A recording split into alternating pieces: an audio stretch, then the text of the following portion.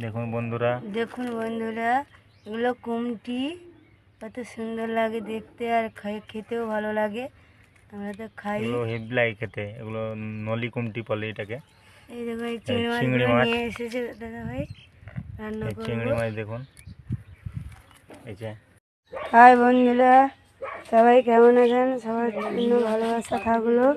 এই দেখুন কালকে এই মাছগুলো এসেছিলো আর জল দিয়ে রাখা হয়েছে, আজকে তুলে রোদে দেওয়া হবে, ওই ভাঁড়িতে মেলানো হবে। এই মাছ তুলে ওই ভাঁড়িতে মেলানো হবে, আবার এই যে এই মাছগুলো ওই জলে